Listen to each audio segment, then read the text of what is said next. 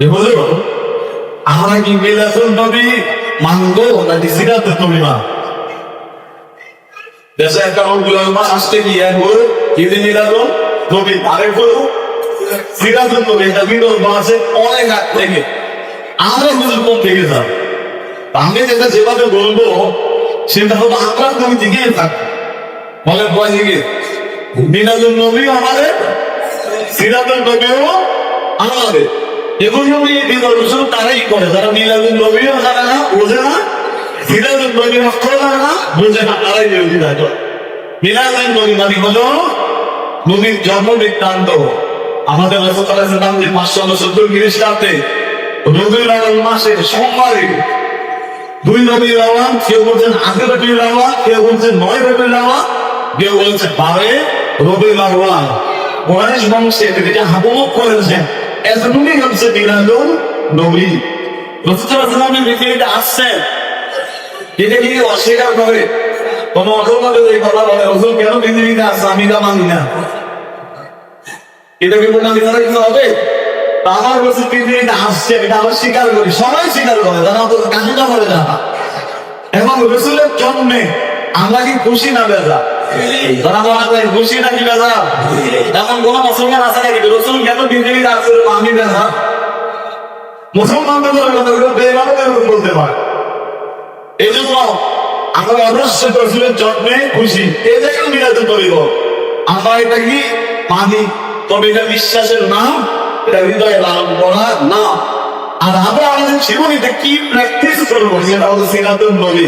সিরাতুন নবী হলো জীবন, জীবন চরিত।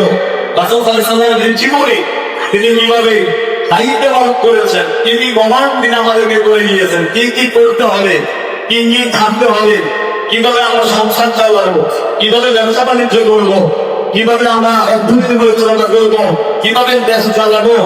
মানব জীবন এমন কোন দিক নাই যে তিনি রাসূলুল্লাহ সাল্লাল্লাহু আলাইহি ওয়াসাল্লাম প্র্যাকটিক্যালি দেখাই যান নাই। রাসূলের দেখানো সমস্ত নিয়ম নীতি পালনের নামই হচ্ছে সিরাতুন। সিরাতুন নবী আমলের বিষয়, বলে কিসের বিষয়? তাহলে মিলাদুন নবী বিশ্বাস করি, সিরাতুন নবী আমল বলি, তাহলে আর কোনো সমস্যা থাকবে না। ছোট্ট একটা মেসেজ থেকে যায়, সেটা হলো বাংলাদেশের চট্টগ্রাম শহরের বিভিন্ন এলাকাতে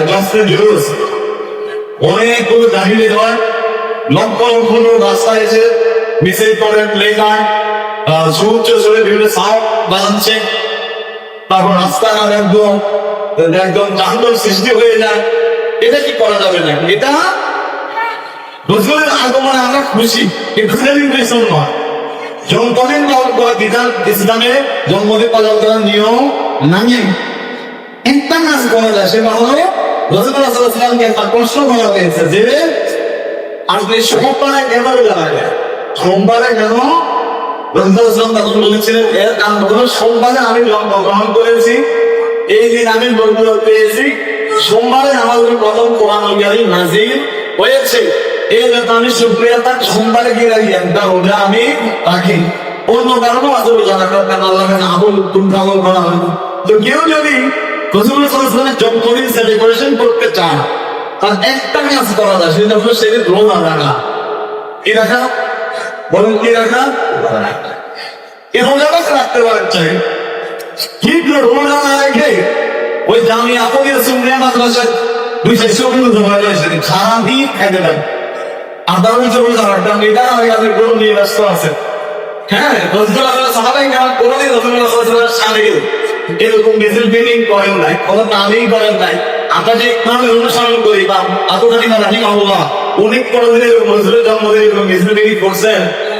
তো এরকম হচ্ছে আরো গুরুত্বপূর্ণ হলো আমরা শুকরিয়া আদায় করা যে তিনি একজন রাসূল আমাদেরকে দিয়েছেন, আমরা রাসূল উম্মত হতে পেরে। তাই না? আপনি যদি একটা রোজা রাখতে পারেন, কিন্তু নাম করতে করতে পারেন, হ্যাঁ, তো বলে জীবনী আপনি আলোচনা করতে পারেন, ওই মাস পুরো মাস ব্যাপী আপনি রাসূলুল্লাহ সাল্লাল্লাহু আলাইহি ওয়াসাল্লামের জিরাত নিয়ে আলোচনা করতে পারেন, রাসূলের মহব্বতের প্রতি মানুষকে উৎসাহিত উদ্দীপনা জাগাতে পারেন। তাহলে মিলাদুন নবী সিরাতুন নবীর কোনো গলাগুলি নাই। আমরা মিলাদ বিশ্বাস করি, বলেন আমরা মিলাদ সিরাত আমরা লালন করব ইনশাআল্লাহ।